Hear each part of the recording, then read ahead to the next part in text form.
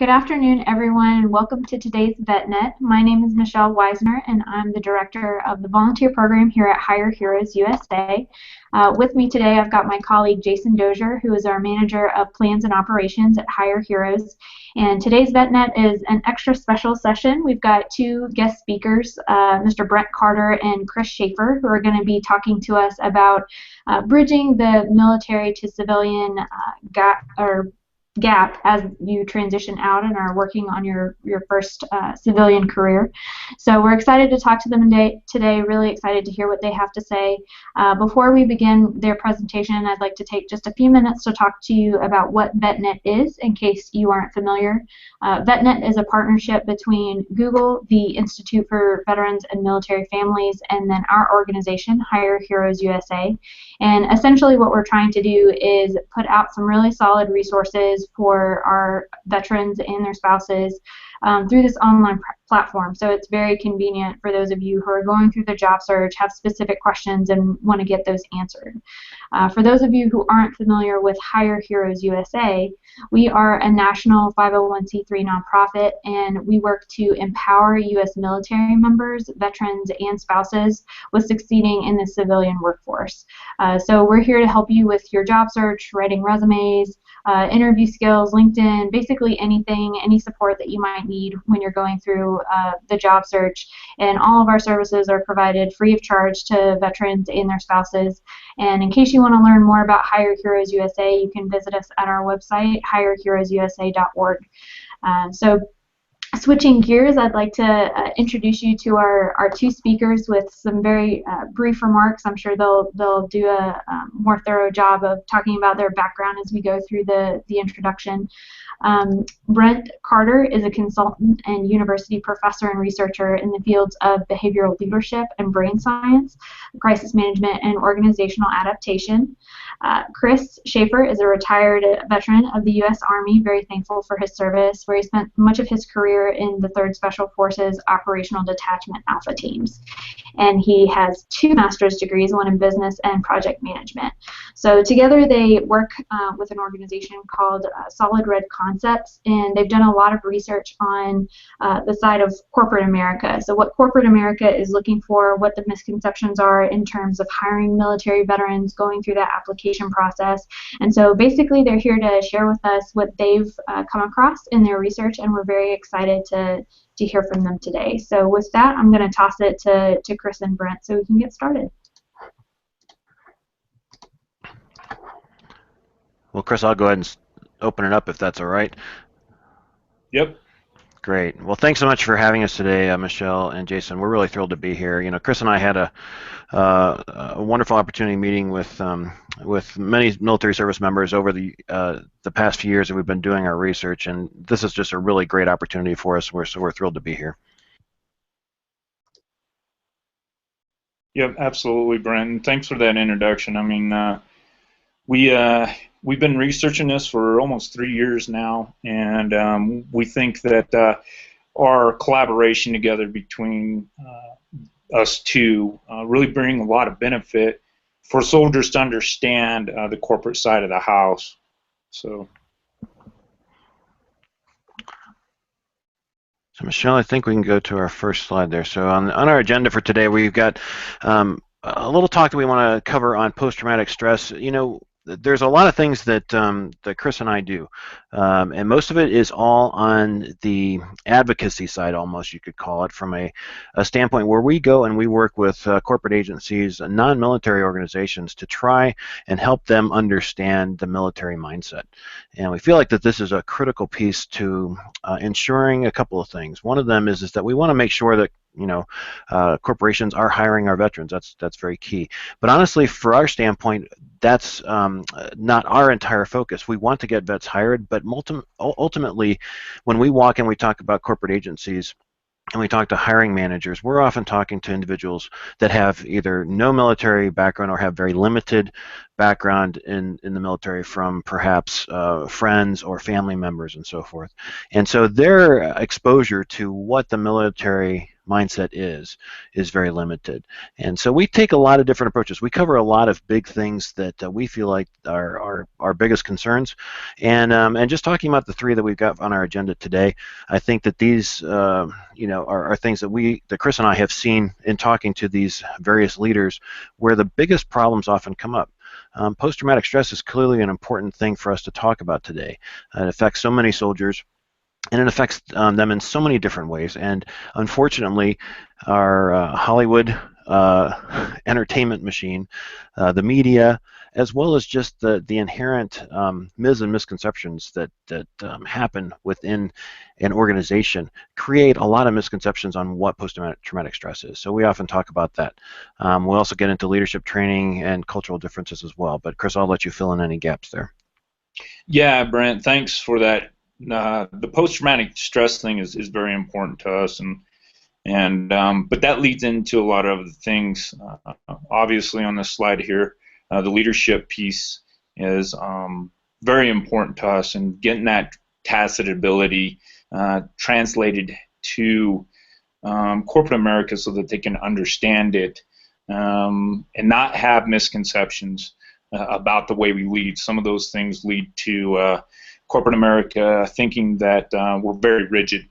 And so we want to bring those abilities that you can't put on paper up front and center for those hiring managers, those HR professionals, even VPs of companies to understand that this method of leadership and the training that those veterans receive is value added in many ways to corporate America. I mean, corporate America spends a bunch of money on developing their leaders and leadership training, and the Army has, and the armed services, rather, they do a very good job of doing that already. And so corporations in America can capitalize on it, but it's important for soldiers to understand that that's a very good way to sell themselves, if you will, as far as leadership training. And then we're going to go on a little bit of the cultural differences, which are vast, and we'll get there later because I think we probably need to spend a little time on that.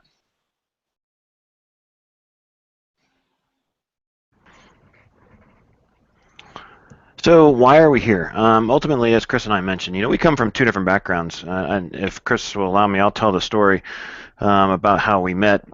We first started out in the same class. I was teaching a leadership course, and I happened to have this individual in my class by the name of Chris Schaefer. And he was a very interesting student. He had one of those backgrounds that I've had, having not served myself, but having a lot of exposure to the military and a lot of individuals at various levels and different branches. I understood a lot of the vernacular. I understood a lot of the subtle assumptions that you can sometimes pick up of somebody that has had certain type of background. And Chris differentiated himself just by being quiet, and so that was one of the first ways. But one of the great things is that Chris started illuminating a lot of areas within the deep military mindset that I had not been fully exposed to. And what I realized is that I had been fully exposed to the I guess we can talk about our corporate friends over there, the highly dysfunctional corporate America world that can often be out there. And when we brought our two worlds together, we really saw that they weren't as different as everyone claimed. We thought that there were definite alignments that were in place, and there were many places where corporate America could experience bottom line financial improvement, could receive better cohesive teams, could have a better ability to train and communicate, to lead people, if they implemented a lot of the things that our soldiers learned all the time. And naturally that played into having soldiers within the corporate America, but it also played into how corporate America could actually improve itself. And so our why essentially came to, how can we actually help educate corporate America and develop those leaders to understand the full value of what a United States military veteran brings to the story. Yeah, and from my side there, Brent, I was still struggling with what I wanted to do and who I was after taking off the Green Beret. It's not like, as in our culture, that we're different. We were civilians beforehand, we'll be civilians afterwards. And so the understanding that you brought to me about corporate America and where we differed and where there were very similar parallels, and basically where we could help each other out was really what started this whole thing. And I think that's why we make a great team. So, and Brent, I'm going to let you go ahead. Brent's for our company is kind of the lead on the post-traumatic stress. When we do our briefings, I usually just bring the story, if you will, about PTS to light because of the differences in the conflicts. Every conflict's different. Not that PTS is any different with any other conflict. It's that it does affect us in different ways.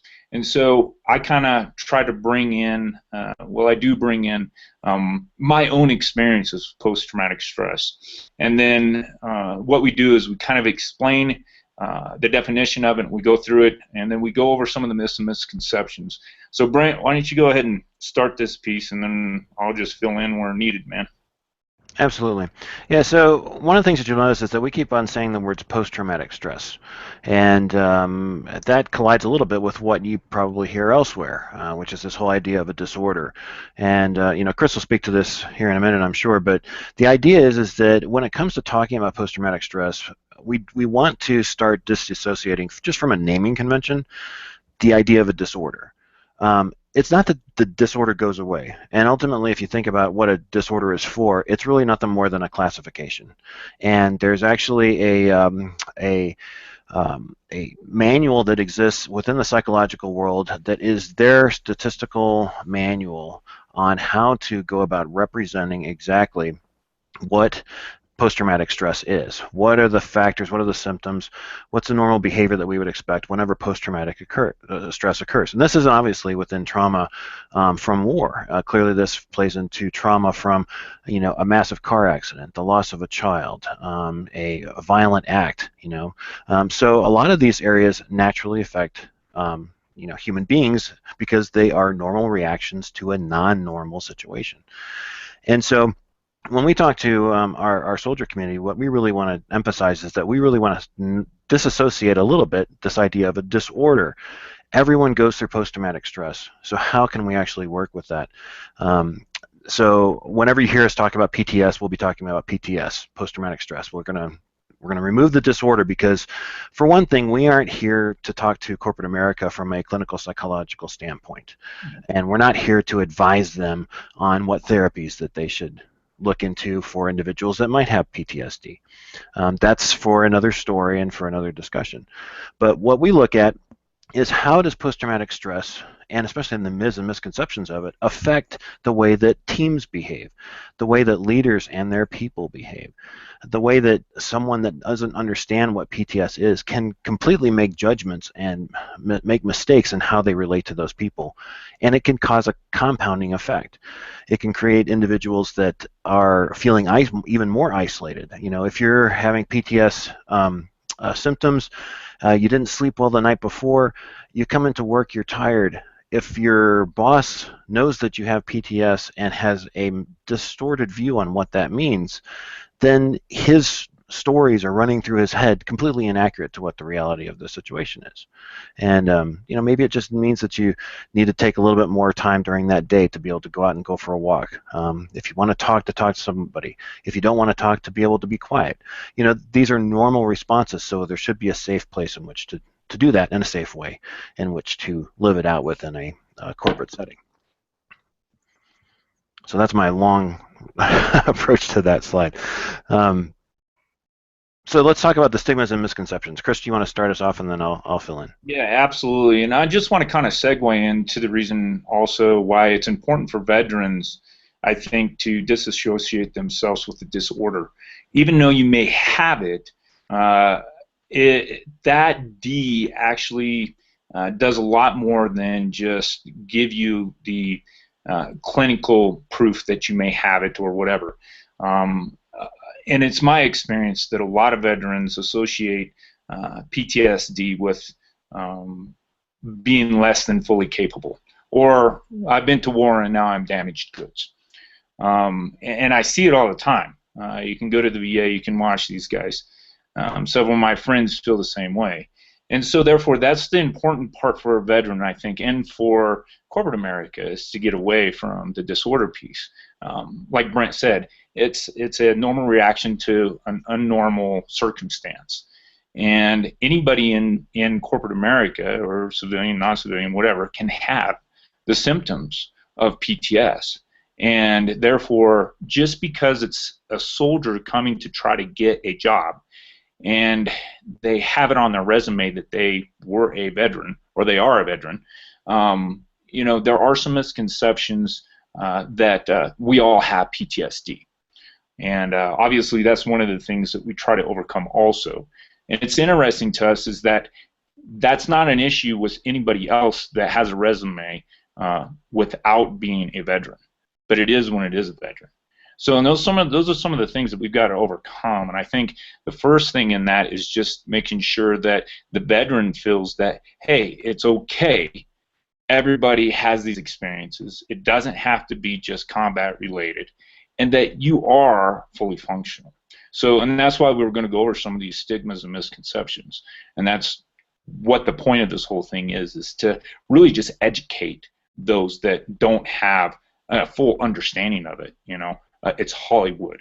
Everybody that wore a uniform kicked doors and blew stuff up and had these traumatic experiences, which all of us in the military understand that that's not true.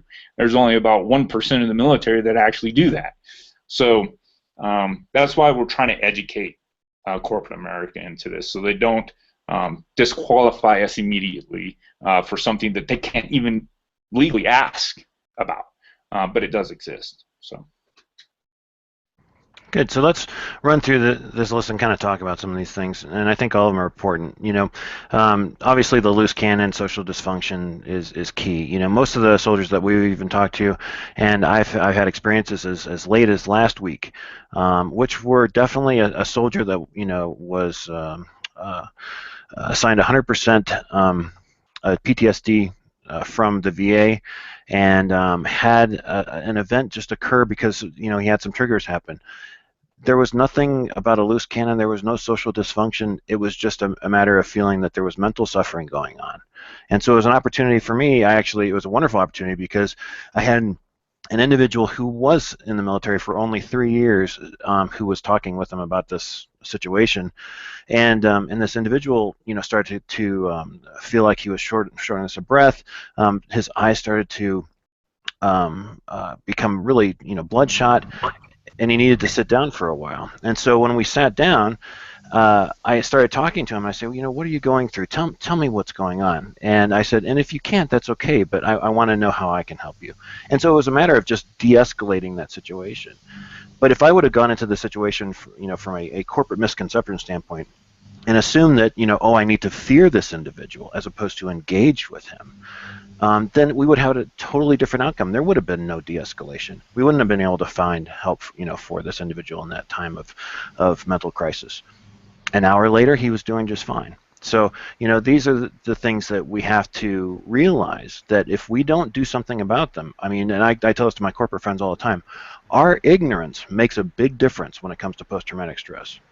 If we think that an individual can't function within a civilian team when they're having you know, challenges on a given day, then are we going to go and judge everybody else that is going through similar challenges? You know, when I know somebody that's been through a car accident, I'm quite willing to say, hey, you've had a traumatic day. Maybe you need to go home and then take some time and come back. But are we going to do that if I have a misperception about what PTS is for an individual that's having a PTS incident? Obviously, Chris, I'll let you talk about loud noises because you laugh at this all the time, is that if somebody accidentally knocks a book over and it hits the floor, that's not a loud noise that's going to set off or trigger a behavioral moment for somebody that has PTS. James, go ahead, James. Okay, no issue. So talking about this, Brent, you're right. So we are trained to deal with loud noises. So the perception that you have to be careful around a veteran that has PTS because if you drop a book on the floor, you know, he may go off. Well, that's such a misconception because we're trained with those loud noises all the time. I know the difference between a car backfiring and gunshots, trust me. Most veterans do. The other misconception is, oh, we've got to make sure that we don't set him with his back to the door. Well, you know what? There's a lot of triggers that have to come into play, I think, and that is not usually one of them. My own experience is I know I'm in a safe place, whether it be at a restaurant or wherever it is, a school, my workplace. It doesn't really mean that there's a threat and that I am going to revert to my old training or be triggered because of an event that happened downrange that makes me uneasy with my back to the door. The environment is completely different, and I know that. You wouldn't revert to being excited if you were driving in a car after you had a car accident. You would just be a little more cautious. It may be a trigger if you come up to the same intersection. However, just driving in your car doesn't mean that you need special needs or to be more cautious than you would otherwise any other time. So those are some of the things that we try to get over to get to corporate America to say, hey, look, these are really just kind of Hollywoodish, they don't really make sense, and they're really not that prevalent. They're not going to happen. So. And lastly, as we close out this page, the important thing to remember when we talk to our corporate friends, we're trying to reprogram their minds to an extent where they say, an individual that has post-traumatic stress might be wound a little bit too tight, and we don't know what's going to happen. It's potentially unpredictable behavior. That's absolutely ridiculous. And second of all, when the assumption is that whenever somebody's having or has PTS, and this also happens even when corporate individuals are speaking to soldiers sometimes they'll say, so what did you do? And the question is truly meant, I mean, in most cases, it's meant as a sincere question, meaning I'm trying to understand. The problem is that oftentimes our civilians in corporate America will only be able to go so far to be able to understand what the true military experience is like. They certainly are not going to be able to understand what war is like. None of them, and I tell this to my corporate friends all the time, none of them have ever written a letter to their family members before they go to work in case something happens. Yeah. They've never had to do that. So the context is entirely different. Now, it doesn't mean that the two worlds don't meet, but it's important that as we advocate, the military mindset into the corporate American mindset, that corporate America does understand that there is more to this story than just appearances and hearsay and so forth. Next slide, please.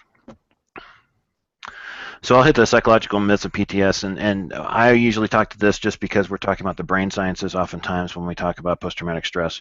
And usually in our workshops, what we'll do is we'll walk through individuals, tell me about an event that you might have gone through, or give me an example. And then we try and correlate that to, well, what is it like to be going through an event, a traumatic event in the military?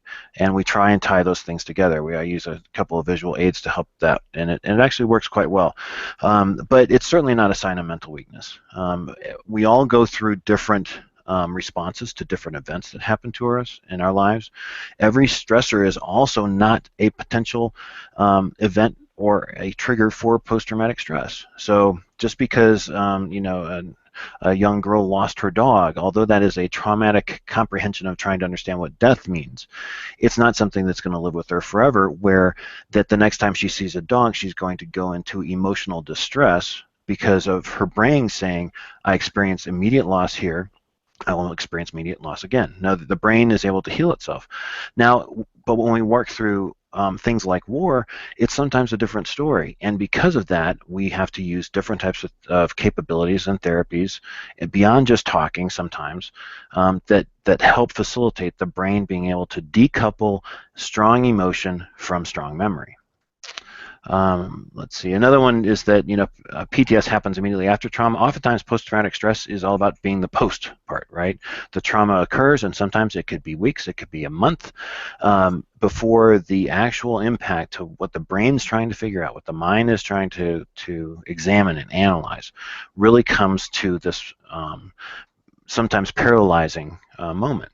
And from there, then that is a really important time for us to be able to look at how can we help the mind kind of, like I said, decouple this emotional trauma from the actual traumatic event itself. We kind of covered the idea that post-traumatic stress individuals can't function in military or in business. That's just absolutely ridiculous as well. We know that most soldiers that come back from any type of downrange deployment are going to have some degree post-traumatic stress, and obviously with the masses that are coming back now, and honestly the ongoing conflicts that we are continually going to be in. I had a conversation with someone the other day, and he said, this whole thing that's going on, with ISIS and everything like that, it's going to lead to World War III. And I thought, what are you talking about? We've been in World War III since 15 years ago. It's just that nobody's named it that. And it's certainly affecting our soldiers that way, and if not worse than any other world war that we've ever been in. And then last, go ahead, Chris. Real quick, Brent, I'm going to intervene right here. And that's just the thing. I mean, like I was saying before, all conflicts are different. The Vietnam guys may have went once or twice. World War II guys, they went there and they stayed until it was done. I mean, they didn't get to come home. But for us, it is the continued redeployment, going back to that same battlefield, being there again. Myself, I have 9 combat deployments, and I got 6 to Afghanistan alone. That reoccurrence has far-reaching effects, not only for the individual, but also as secondary PTSD. And Brent does a real good analogy of this, and I can let you go into it a little bit. When we give this briefing to individuals and corporations and nonprofits, we always bring in the fact that it doesn't just affect the soldier; it also affects their family members, directly. And it is a wound. It is something that World War II vets are coming back now with symptoms of PTS because simply they've been asked about their experiences because we want to try to capture them. And it's been 70 years. Those things, can stay with you. Not that they need to stay with you forever, and it affects everyone differently. Certain traumatic incidents will obviously have more impact on some people than they will others. And so it's a very real thing, but the secondary PTS thing is also just as real. And I actually give some examples of that in our full-blown PTS briefing. So that's a good point.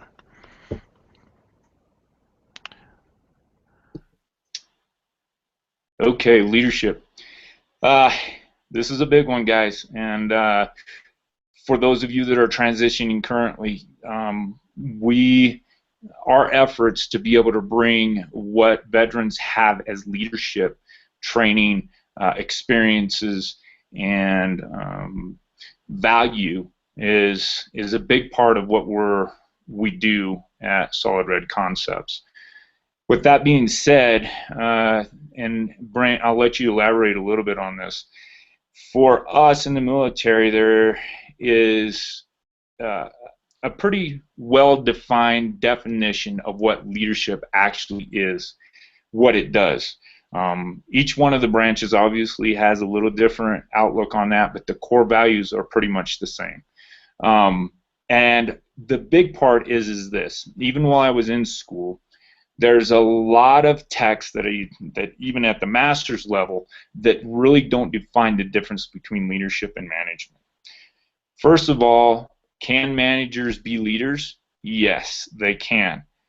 However, it is 2 separate entities. You manage things, you lead people.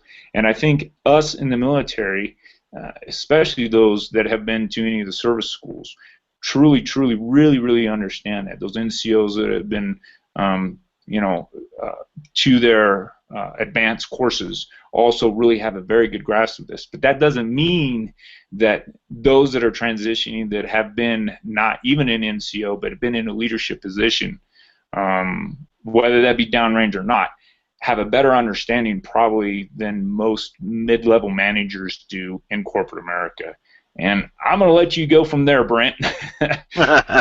Yeah, I mean, the fun thing that we usually do within our corporate workshops is I'll say, give me all the attributes of a manager. And so we'll go up and list all the attributes of a manager. And I'll say, okay, well, give me all the attributes of a leader. And then they'll put them all together. And then I'll say, all right, so tell me, why is it that the two lists aren't the same? And they say, well, obviously, we manage these resources, right? And then we lead resources.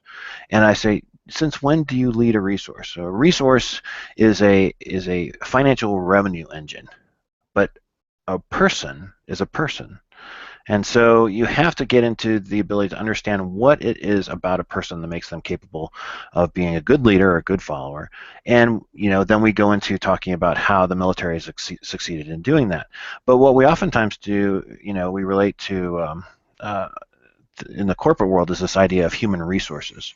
And so I always have this fight with HR all the time. I said, since when, is a human a resource? I'm like, well, that's a matter of semantics, Brent, so just, stop the idle chit chat. But ultimately, it's being able to say, okay, a person has these capabilities. These capabilities equate to a ability to service a product or a service. We sell that service at a certain rate and we make a profit off of it. And I say, great, so when do those individuals stop becoming people? And I can tell you, exactly when it happens. It happens whenever there's a layoff. No one wants to ever quantify the loss of mind share and mindset that we experience whenever someone gets laid off. We don't want to think about that, because what if we lost the very key innovator that would have transformed our product set? But because we were so ignorant in being able to understand who they were, what their capabilities and competencies were, then we would never know exactly where we could have taken our business. A layoff may have never been required. But here you're touching on very sensitive toes when it comes to talking to corporate America. So we have to be careful with that. But I always want to illuminate that with my corporate colleagues to help them understand that there's more to the story. And when we understand oftentimes the way that a soldier is infused with these wonderful skill sets in order to perform a specific function, that they're contributing to a movement that's going to change the world potentially. So in the corporate world, what are we doing to change the world? Big topics to cover, right? Obviously, we talk about the comprehension of team cohesion under stress. This is a very key topic. I ask a lot of my corporate colleagues, what kind of stress do their teams go under? Well, obviously, deadlines is probably one big one. And I said, great, have you ever been under a deadline while being shot at? And then they go, well, of course not. I said, have you ever been under a deadline while being shot at in a dust storm? Well, no, of course not. What are you talking about? And I said, then you have not experienced the kind of stress that a soldier going downrange experiences. Now, imagine if you had somebody that could be in that kind of environment and be stuck in an envelope of massive amounts of stress, but you'll still be able to be trained and operate in a really rational way with strategy and tactical function and being able to execute on the mission while all these things are happening. Wouldn't that be the kind of person you want on your team? Wouldn't you want your team to be able to function that way? And we always get nods up and down. Absolutely, we would. So we start to find a lot of alignment about this time within our discussions with corporate America, because they start to see, hey, even though our world is complex and our world is dangerous, it's not as dangerous as what you've experienced. Wouldn't it be cool if I could have so much adaptation and be able to learn from failure and be able to have multiple ways of being aware of my situation while being under a massive amount of stress? What could that do to build back into my team? Yeah. And Brent, also, there's a lot of talk also about the differences between competencies and qualities. So, in the corporate realm, these two things can collide. And a lot of times what you see is qualities like being charismatic, being the loudest, being able to do, X, Y, Z. But those things sometimes are equated to leadership ability. We know in the military that doesn't quite work that way. You still have to have your competencies. If you cannot do the job, if you don't know how to do the job, if you are not able to lead others in how to do the smaller tasks and be able to get them to do it, in a professional manner and with a certain level of excellence, then you don't have the abilities to move on to the next level, because you just can't handle 9 to 10, 12, 100, 200 guys. It's not that you're just not there. And so some of these things are lost inside corporate America, and we've had some studies and some papers that actually have been written that we've researched about these two entities and that how sometimes they collide.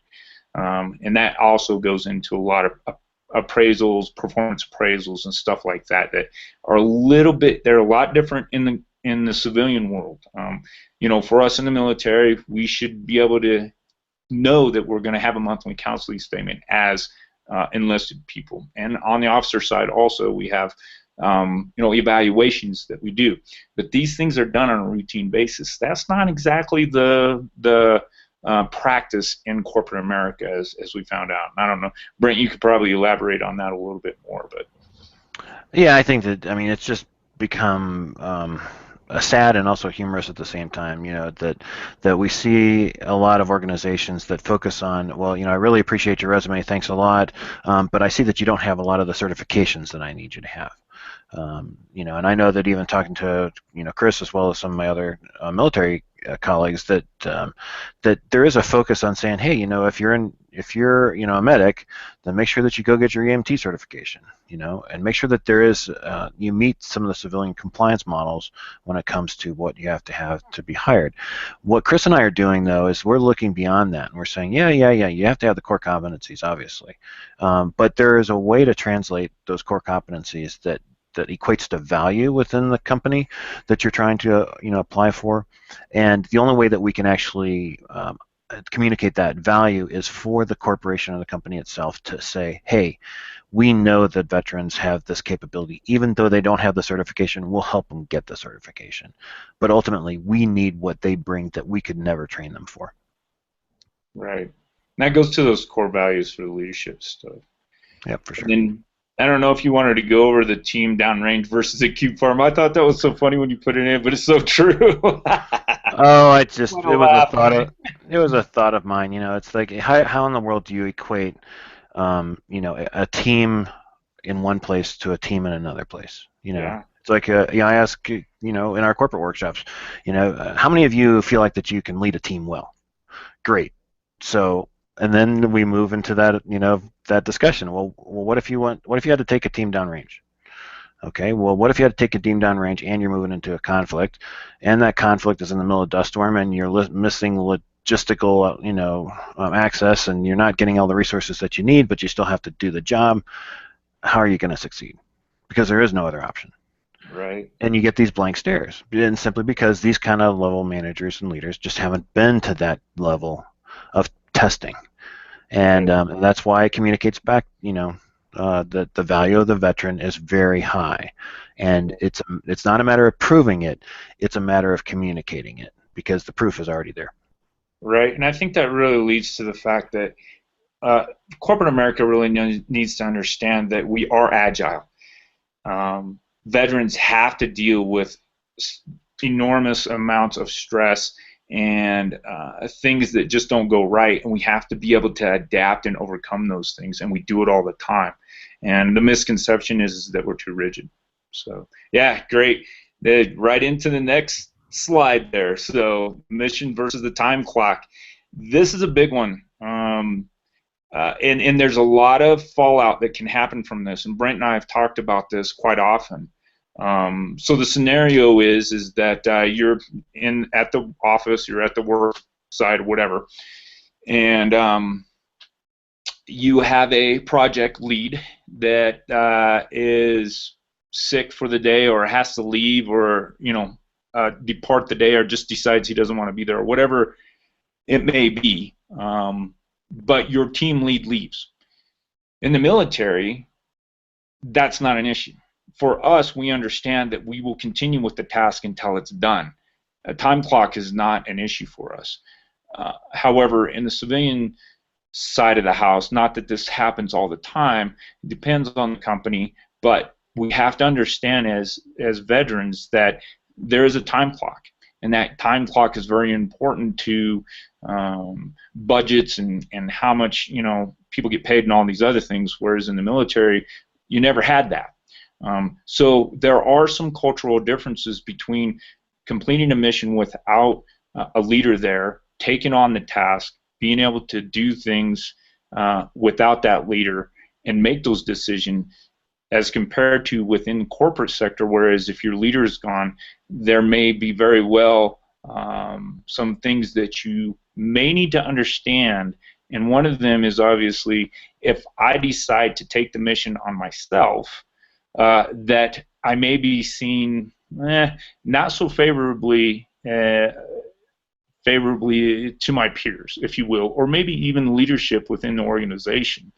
Not that they won't, but if you decide to stay late to try to finish the job, there may be some fallout. And some of that includes the simple fact that, hey, you're making me look bad. Because I work in the cell next to you and the cubicle next to you, you stayed late and I didn't. Even though we may have the same abilities, there may be that animosity between you and your coworker. And the other thing is that understanding that helps us to adapt to that cultural difference. So the other thing is that when we talk about things as far as the military, it's always us, we, my team, how we as a unit went and conquered this. In the corporate world, it is I. I compete with the guy next to me for promotions and other things. And when it comes time for somebody to be promoted, I need to be able to talk about myself, what I did, what I contributed. And so in the military, our mindset is not focused on I. That's not even a part of our culture. It's always what we did as a team. And so those are some of the cultural differences that we need to understand. And we're really trying to bring that to corporate America. We understand that there's some things that we're not going to be able to change as far as cultures go within corporate America and some of the organizations. But I think if they understand the veteran mindset that, mission comes first rather than the time clock, and my team is going to stay and we're going to do it as a total, that is where we come from. And that's how we help our organization in the military to be successful. Because I don't take it upon myself to outprove anybody else that I've worked harder. I always include those around me as part of my success. And I hope that I can be part of their success so that they can move on within the corporation. And some of those are some differences there. Brent, you want to elaborate on that a little bit? Yeah, I think the differences that we've seen is pretty simple. Is that it starts when a soldier wants to go and get hired. You stand before typically a low-level HR person in order to get that resume reviewed first of all. And the challenge that happens there is that if a soldier is unable to talk about the me portion, essentially it's about translating language almost, is that if I can't communicate what I've done, then it's very hard for that individual to understand who I am. And so what we find is that if we extend beyond that and we say, well, I was a part of, this organization, and this is kind of the things that we did. Here's what my skill sets were within that organization. This is what I think that I bring to your organization. So it's me being an integral part of where I was, as well as me being an integral part of who you are and where, we can go together. But as we start to tackle the cultural differences, obviously Chris and I both know that you're not going to change an organization that has 150,000 people. You're not going to change their culture, more than likely. But what you will change is you will change it team by team. And what I found is that whenever you can get the attention of leaders that have a team that can actually listen to you and understand how their culture may be inhibiting a great level of performance and response and cohesion and efficiency, they want to make that change. And it's not so much that they are, as much as you might think that corporate America has a verse interpretation of what the military is. I know that the military has a verse interpretation of what the corporate guy is. You think that the corporate guy sitting at tie is, all for himself, and that he's not going to care, about me. But oftentimes it's a matter of disconnection, and it's a matter of not understanding and not being able to willingly step into somebody else's story. And so what we're working to do is we're working with corporate America to step into the story of not only the soldiers that they might hire, but also the story of their own people, and understanding how the military mindset and all the things that come along with it actually affect and help that bottom line. Right, absolutely.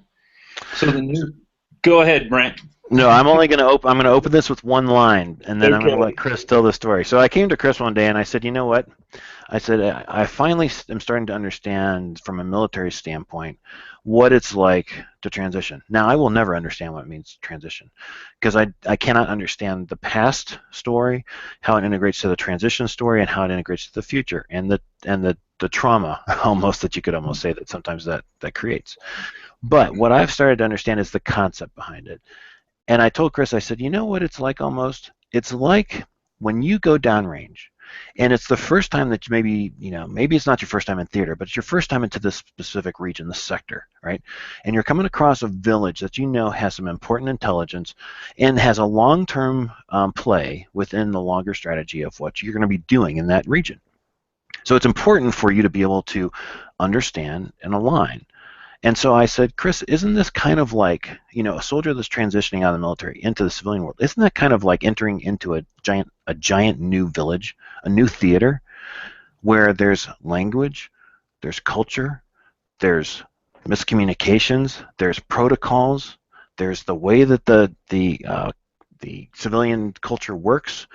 It's the way that people will negotiate. It's the way that they overcome conflict. Doesn't this all play together with the way that you would normally engage with a village? And so then I asked Chris, I said, well, tell me, how would you go about doing that? And is it the same as if I was transitioning to the civilian culture? Yeah, and that rung so clear in my head, just because of the simple fact that when we do transition, we were civilians beforehand, okay? We went to the military, served our country, and then we're coming out. And as we transition from one environment to the next, we really need to understand our new environment, okay? The hard part is this.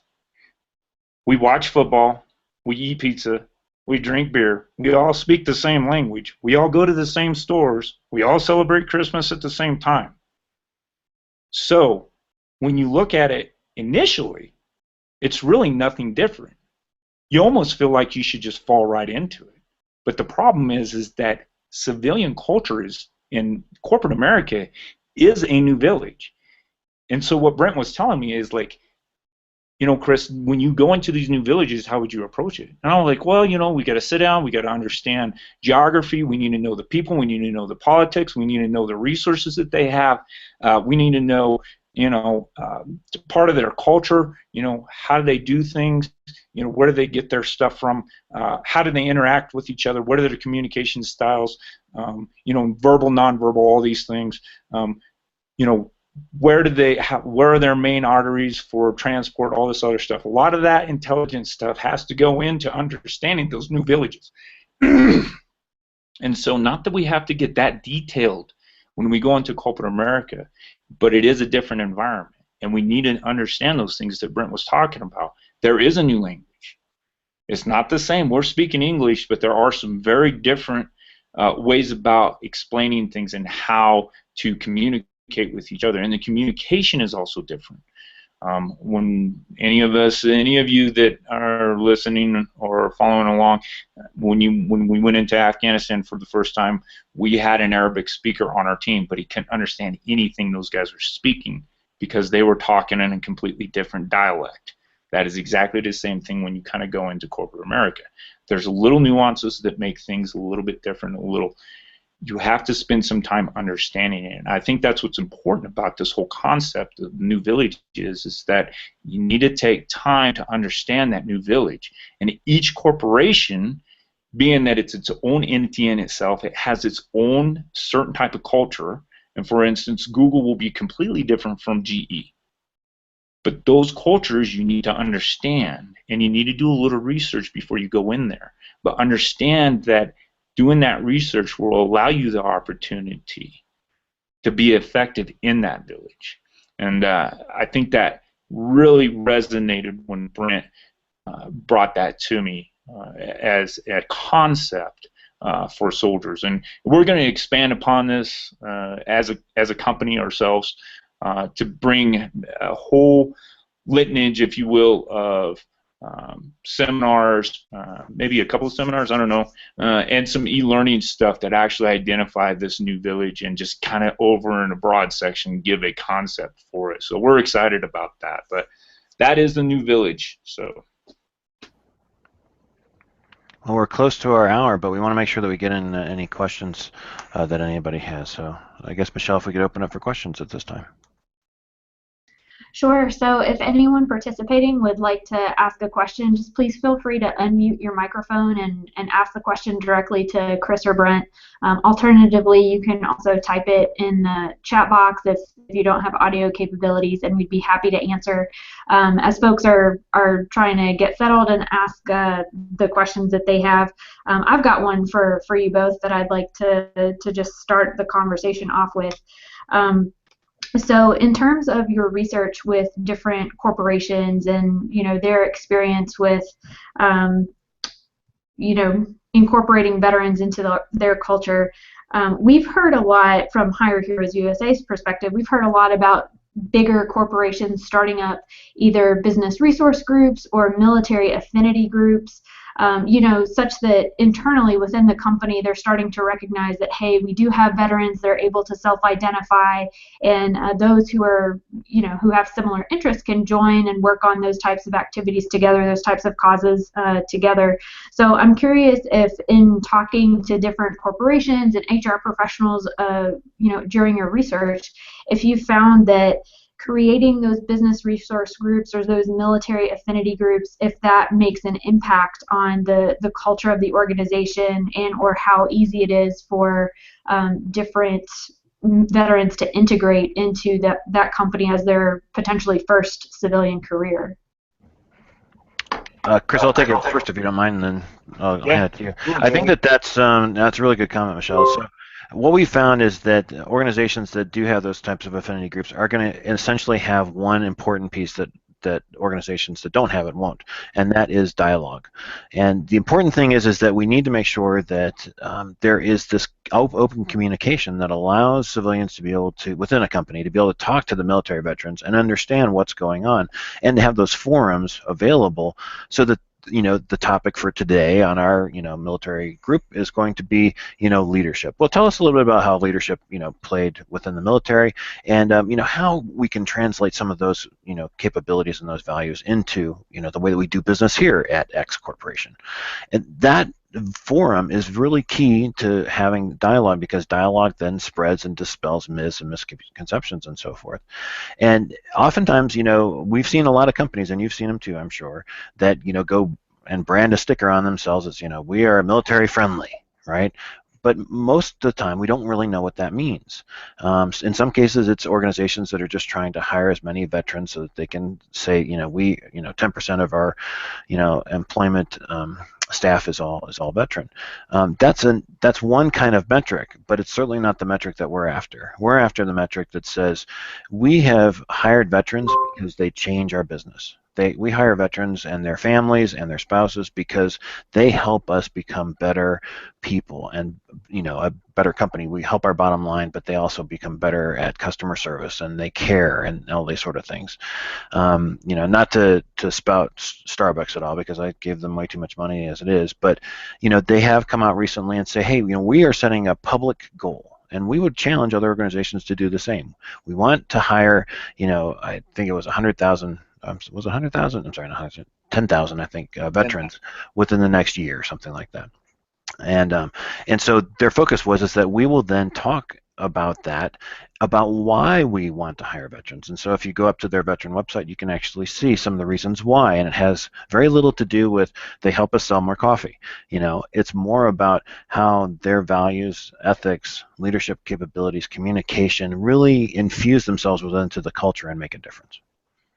Right. So Chris, I'll let you fill in. Yeah, so Michelle, I've been in conversation with some individuals, some managers and stuff, and I had a interesting conversation with a soon-to-be retired sergeant major that went to an event and had some very high-level CEOs that were there, and the comment was made that the individual that owned the corporation loved veterans, but he also kind of gave us a hard time because what was happening in his organization is that the veterans were all finding out who each other were, and when projects would come, they would really lobby to get those other veterans onto their team. And then once the team of veterans got together, they would outperform everybody else. And so they weren't including others inside the corporation to come into their team because they were very comfortable with who they were working with. So the owner of the organization loved the vets in his organization that were doing awesome things, but at the same time he wished that they would have kind of shared the knowledge with each other. And so those are the organizations and some of the things that happen throughout organizations when veterans start to integrate. And those types of things really help define what veterans are capable of. But it's just getting to that point, if that makes any sense, to be able to get those veterans to share their knowledge and their wealth within those organizations. And I think that's important once they're there, because that'll help their culture to thrive and increase their bottom line for whatever organization they're at, just like Starbucks. Right. It really sounds like, through all of this, that communication is really key, both on the corporate side and on the veteran side as well. So I appreciate you guys taking a few minutes to flesh out that answer for me. For those of you that are participating, are there any questions from the audience?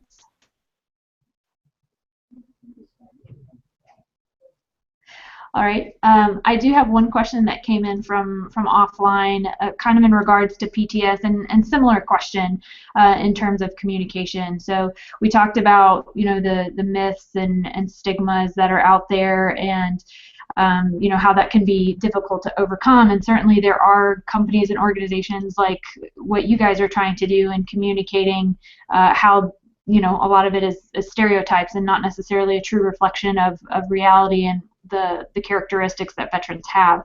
But for the individual veteran who becomes a part of a new company and might be surrounded by people who have those misconceptions, do either of you have any recommendations for what that individual can do to maybe educate his or her coworkers about the fact that they are stigmas and myths? And I know, again, it's in the vein of communication, but if there are any, concrete examples of what to do when you are faced with that situation.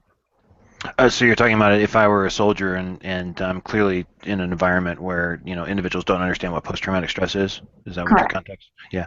I mean, from my standpoint, the way I look at it is that post-traumatic stress is inherently a reactionary type of behavior, and I mean, like the individual I was working with earlier this week, and again, I'm not a clinical psychologist, but this is certainly a situation that plays into some of the research that I've done in the past.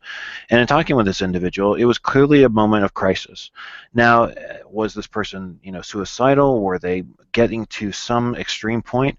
No, they were just suffering. And they were suffering in their own recollection of emotion tied to deep memory and deep trauma.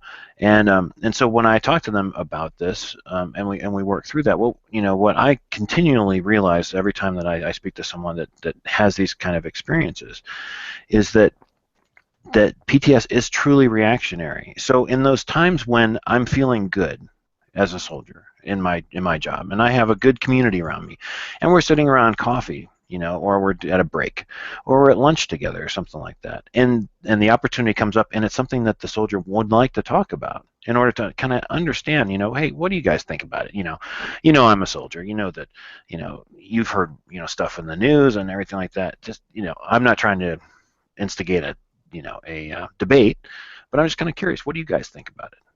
And sometimes it's a matter of just leaving it at that, just hearing what somebody else says about it, and then you say, oh, well, that's really interesting.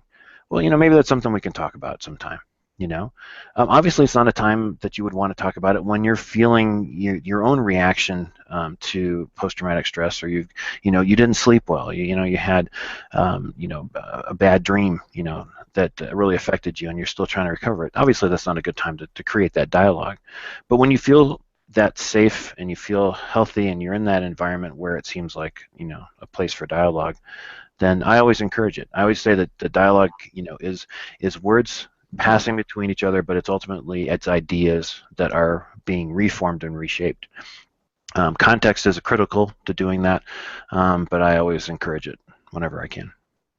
And Brent, I'm going to caveat off that. That's true. I think that's what veterans have to be able to do, is to really get to the point where they can create that dialogue. And Brent and I do have a full-blown post-traumatic stress briefing that we give. So any of you that are listening, please go to our contact info, give us a ring, where we've got some great podcasts. Brent and I just did a podcast on PTS. Maybe you can introduce that to them and say, hey, listen to these guys, what they're talking about, and that will give them, obviously, a greater understanding and really help dispel some of the myths and misconceptions that do exist.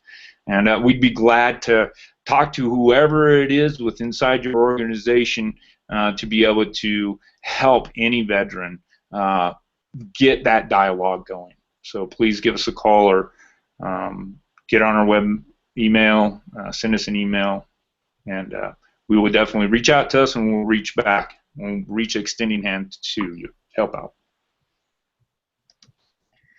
Great. Well, I want to thank both you, Brent, and Chris. You guys were fantastic. We really appreciate your participation today and sharing your insights that you guys have come across given your work together. And so I think it's really a needed topic, an important topic, and I know we kind of brushed the surface on those 3 agenda items that we have, and like you mentioned, Chris, you could probably spend a whole nother hour talking about PTS alone. So we certainly appreciate your time today. Hope you, the viewers, enjoyed it. We do these VetNet sessions on a bi-weekly basis, and we're very privileged to have Chris Schaefer and Brent Carter with us here today. So Brent, Chris, is there anything you guys want to cover before we sign off for today? Yeah, if you don't mind, Michelle, just a quick closure. Our slide that mentioned our contact information, we are doing a iTunes podcast, and so we'd really encourage you, if you have topics that you want to talk about, that you'd like to have us cover. We usually do an in-depth analysis on everything that we talk about. We currently have 4 topics up there. I think we've done 4 podcasts so far, so we're going to keep on building that through the year, and you'll see more. But we'd encourage you to just send us an email with what you'd like to see on those podcasts, and we'd be happy to incorporate those. But as Chris mentioned, we're eager to hear from anybody about any needs that you have, and how we can certainly help you from an organizational standpoint in the corporate sector, as well as what you're doing in the transitioning world. Yep. Great. Well, again, thank you both so much. We really, really appreciate it, and we really appreciate your time today. Hope all of you enjoyed the broadcast, and stay tuned for more VetNet sessions, again, on a bi-weekly basis, and we appreciate your time today. Thank you very much.